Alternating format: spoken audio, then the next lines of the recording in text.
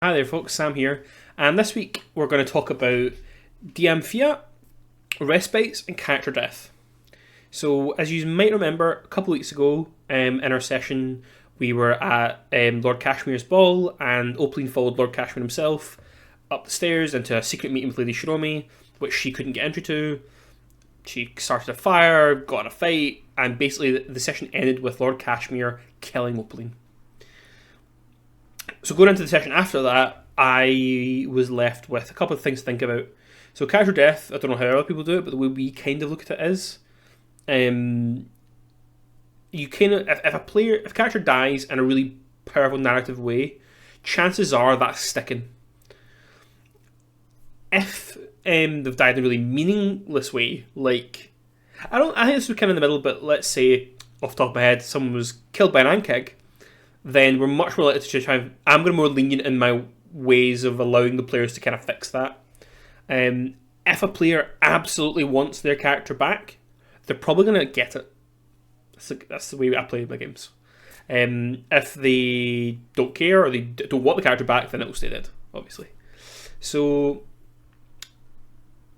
Opaline's player thought about it, and I think she was very much like, Opaline probably wasn't meant to die here. And she remembered she'd made a magic item, which the name has totally flown my brain, but it's a little doll of your character that basically brings you back from the dead. And I knew that it was in our party when I killed her. What I hadn't done is read what it does. So it says when you come within 5 squares of the body, or where they died, kind of thing, within a minute. So I read that after she died and went, shit. Because she was nowhere near anyone else, really. So I had to think about it, and I was like, right, well, what are the options here? So one option I floated, I knew one other way, I knew a couple ways to get resurrected, that item being the main one. And without spoiling too much of the campaign, there's characters who are in and around who might have thought, if we bring her back from dead, we can get more information.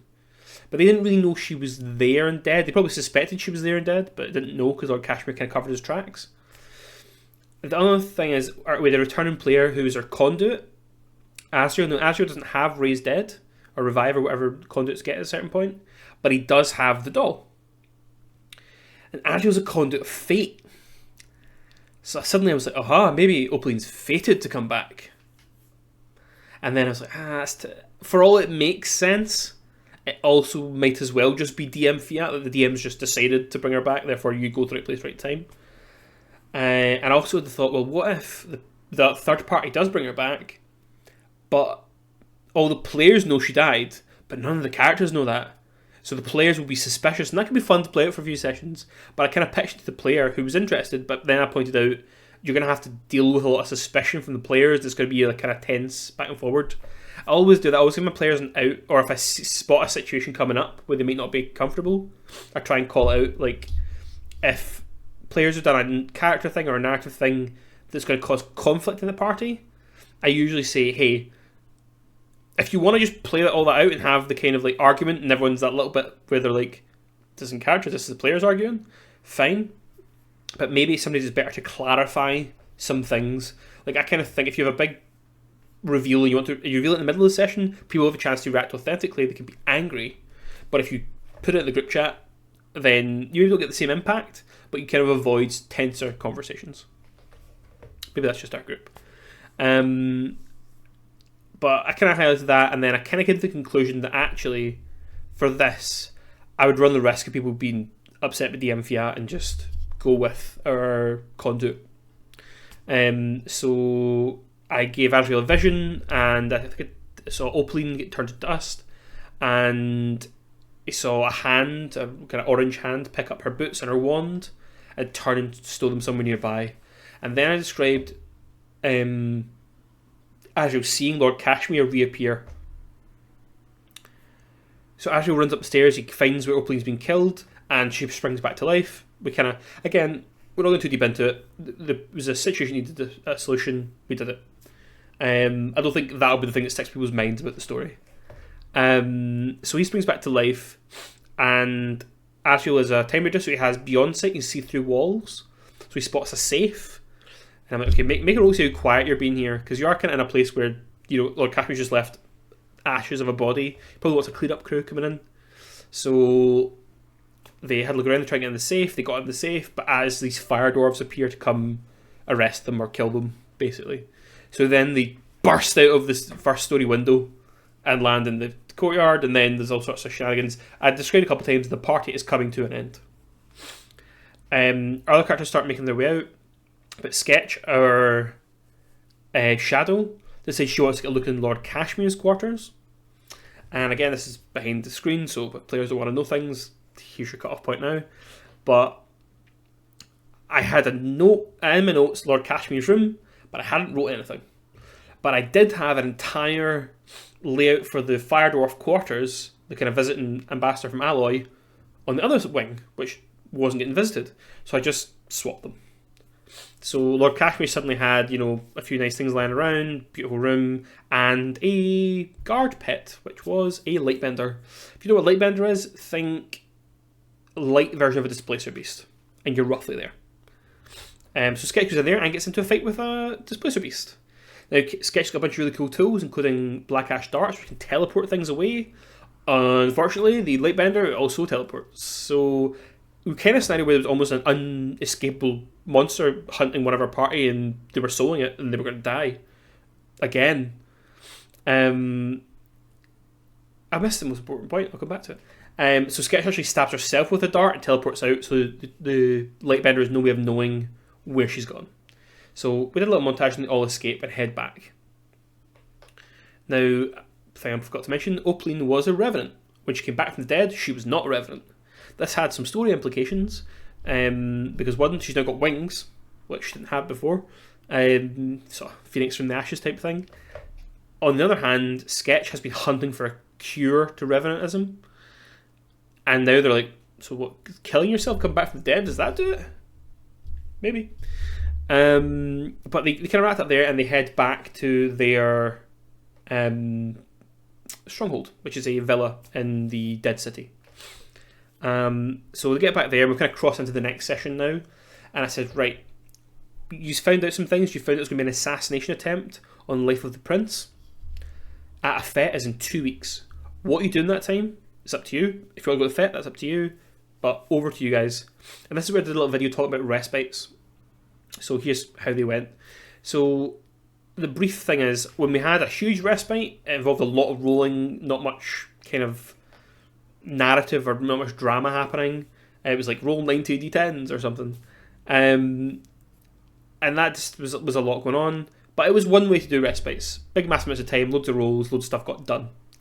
We then had a 1 day respite where it was very much how can we make the best use of this one single roll, which is not all respite activities are rolls, but mostly my parties look at crafting and stuff and research. This time's 2 weeks, but I said you have the 14 days. You can spend as many of them on respites as you like, but you can also spend days going doing adventures. So they got a few leads from the from spies they'd met, who led to, and all these threads lead to the Actaeon School, which is like the prince's spy college. So I think Rolf wants to go there because he thinks that's the best way to like tell the prince about the plot. Francesca wants to go there because she's following up on this character she met who invited her to come learn some new magic. And Sketch is following up on this assassin spy guy she met who she thought was hot. So that's where they want to go, and that's kind of in there. I said that's at least a day, so budget accordingly. So we talked about it, and obviously certain projects have events that can pop up. I think it's something like if you're over a certain, maybe it's over 100 points, when you get to halfway you get an event. Could be something really innocuous. But what I've discovered is that these events are really great for creating drama. As discovered sounds dumb, surely that's obviously what they're for, but I kind of glossed over them originally, and it wasn't until we got one that was so perfect I realised that they can act as breaks and longer respites. It stops you just going, make the rolls for 14 days. It means things can happen that require everyone's attention. So that was really cool. One sort of counter to that, all the sort of crafting things have a prerequisite, and that's where we kind of run into a little bit of a hurdle with the rules. So I think it was our conduit wanted ichor from a wraith to make the item they wanted to make, and someone else wanted to make an item that needed a ruby purloined from a vampire. And I was like, these are like first level enchantments, first level trinkets. I was like, those sound quite hard to get. I mean, not so much the wraith, and because I hadn't given them much time to prepare, well, I kind of had, but because they hadn't said advanced with items, I didn't want to blindside them. I said, well, you fought a wraith like in game a week ago. Let's say you got some ichor, that's fine. Let's hand wave the coin, the ruby purloined from a vampire. You could just go, I don't know, steal one from Lady Valletta or something, because they can get into her place. I don't know. I didn't feel like it was I didn't feel like the prerequisites really matched the level of the items, if that makes sense. Like, there was an item someone could make it first level. I don't know if it's in this version, but one version you needed the cloak of a monarch. And I thought that's a lot for something that's kind of entry level. But we just kind of hand waved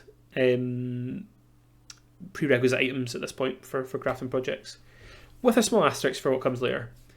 So I knew that could happen. I knew we could have events and so on. So I said, right, let's do the first 3 days, and we kind of ironed out the kinks. So people made their project roles.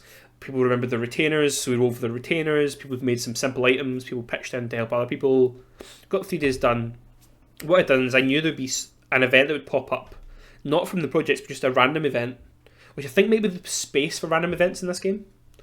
Because in a weird way, like, they're less important because you don't want to just randomly have a fight. It's not very heroic to randomly bump into some monster. But on the other hand, you actually can have, like, the few avenues where this game does attrition. Random events really feed into that, because if you're on a long adventure and you're saying, right, I think we can go this whole adventure without taking a respite, one hard random encounter, that's all dicey. But it doesn't really apply here, middle of a respite. But I thought, people have that many fights. Some players actually said, hey, we've not fought anything in a while. And I think there's a level of mastery of the game, even 20 odd sessions in, where our players are still getting to grips with some of the rules. I guess they've changed a lot as well. So I thought, we'll give it a combat. I'll tease some things about the city. Great. So I rolled for it, and it comes day 4. So I said, right, day 4, down your tools. You've been feeling tremors the past couple of days. Run to the door. No, knock on the door. Then they run to the door. There's a person who's like, oh my god, there's a monster, come help. So they follow him off to an alleyway where there's this massive hole in the ground. And I think Opaline like teleports up onto the building so you can get a better look, but then she can't attack anything. Oh, there's a dust cloud, all sorts. Long story short, there's an Ankeg had been burrowing around, been disturbed from the lower levels of the city with what's called the Layers. That's L-A-Y-E-R-S, not L-A-I-R-S. And it burst out, attacked the party, and was dishing out quite a lot of damage, and kept burrowing back under the ground. So players couldn't really get shots on it. And what ended up happening was, at a certain point, most of the players had fled to the higher ground, so they were up on platforms or up on roofs. So I'm trying to tip them down by having my monster go underground, but they're like, why on earth I jump in a tunnel? That's terrifying. Until our brave Shadow eventually does do it, and she jumps down and is not prone and takes a bunch of damage, but that's when she discovers that if you're prone against an Ankeg, you get an edge instead of a bane. That soft underbelly. So suddenly there's a lot more damage going on. Sketch is taking a whole bunch, but she's dealing out a whole bunch as well. Certain players start doing, well, our Void Elemental sets up a teleport loop where she's got a portal next to her, she's got a portal next to Opaline, or below Opaline on the ground, and then one down the tunnel. So Opaline's jumping off buildings, falling, hitting a portal, coming out another portal, attacking the monster, then like rushing back, and this kind of rinse repeat. And they got a whole bunch of damage down, but just when the monster's getting towards dead, because it's a chunk of hit points, it was a solo, we end up with a scenario where Opaline deals a bunch of damage to it, and Azrael and Sketch are both grappled or grabbed by the monster. It does a bunch of damage to them. Sketch does a bunch of damage back and boosts out of there. And Azrael and the monster are just there. It's the monster's turn to go. And the monster's bleeding, so it's nearly dead. It had like 3 hit points or something. It's like, cool. Power roll. It turns out minimum damage is enough to kill Azrael, but we roll pretty well anyway. And Ankeg kills Azrael, rolls for its bleed damage, and dies. End of session. So if 2 players die, in 3 sessions, both in unexpected ways. And now we're back to that problem of, like, is there DM Fiat? How does the player feel about their character being dead? What did the party feel like? And we've kind of talked about it in the past week. And basically, I was kind of saying, like, Oakland had something, a personal effigy, that helped her come back. Asriel's died in a much less straightforward, or a much more straightforward way, I would say. So there's a bunch of things you can do, but all I'll say is it's a fantasy world. People can come back from the dead. And we kind of talked about it, and I said in a couple of things. I was saying, well, obviously there's the conduits. I think it's level 3 they can raise dead or revive dead. There's going to be perfect conduits in the city. You can make pacts with dark powers. And there is also a scroll of resurrection you can make. And they honed in on that, which kind of makes sense. They're all like crafters or like mages. And here's where I was like, well, this is a level 2, sorry, an echelon 2 item, so it's kind of beyond what they should be able to make normally. But then I was like, well, maybe this is where the item requirements can be useful to me personally. Is, okay, you couldn't normally make this, but if you get the prerequisite for it, then you can. And it said Dust of a Pay Knight. Now, I have no idea what that is, but it sounded like a war dog, but then I was like, maybe it's a demon. So I'm checking through the rules, searching the Moss book for any evidence of a Pay Knight. And then I discover that Pay Knight's actually a kind of stone. So they just have to find some kind of stone. And that didn't sound very cool to me, so I made it demon anyway. I was like, well, it's got to be a demon of the echelon that they're trying to make the item of. So I'm looking at, well, echelon 2 demons. Well, it has to still be a demon that they're in level to fight, so it has to be like a level 4 demon. And that kind of narrowed down, and I was like, it could be a Fangling, or I think it's a Gunge is the other kind. And I settled on Fangling because it kind of made sense to me. Fangs could grind that to dust, and so on. So then I was like, right, here's what we do. I tell the players this is how they can do it. They can find a demon. They probably need to find a summoner. So we're probably going to spend a couple of respites trying to find out how to resurrect Asriel, doing presumably a combat or adventuring day to actually get the bits, and then spend a respite reviving Asriel. That's fine. Rolf took a bit more of his downtime. This was between sessions. He's been in contact with the Deseos, and he met the whole Black Iron Pact this time. And they asked for a couple of different things, including he told them about the plan to assassinate the prince, and they basically said, we want that to happen, but we don't want Alvaro getting away with it. We would rather Navarre comes out on top. And Rolf's, I think he said he'll do what he can do to help them, but I don't know how much he actually believes that himself. But as a bit of a favour to Rolf, they do tell him, specifically Carr, the Master of Jackals, tells him, currently in Anso's Gate, which is I think in the Navarre district, there's a summoner locked up in the jailhouse. If you could free him, he could summon your demon for you. Great. Armed the players with that, and they head. Rolf heads back. He lets the other players know, and we're then trying to work out where to go next. And do they now spend the day trying to discover that they need the Pay Knight, and then discovering what Pay Knight is? That's probably like one day if they all pitch in. Okay, now they need to spend a day going to rescue this guy. He'll summon some demons, he'll fight some demons, he'll get the stuff, go back, resurrect Asriel. Easy. And I said, but I did point out, I was like, this is going to take up a whole chunk of your time you thought you had for respites and going to the acting school and then getting to the ball, the fet. Maybe Asriel's player should pitch in and just be clear on what he wants. Now, what Asriel's player said to me was, I'm not so super in love with Asriel. If he comes back, great, I'll keep playing him. If he doesn't, I'm not too worried. So I encouraged him to kind of speak to the group. Because if the players think he's desperate to play that character again, they're just going to throw sort of caution to the wind and spend their time to make that happen. But if he's not that fussed, then maybe they'll take a bit more time and go, actually, we can afford to do the acting school and maybe go to the fet first. And we'll just bring Asriel back at some point. And Asriel's player said that he was quite happy to stay dead. So Now we're coming up to the next session, and I don't know if we're fighting demons or not. We might be going to that in school, but I will find out, and I will tell you in the next recap. Cheers, folks.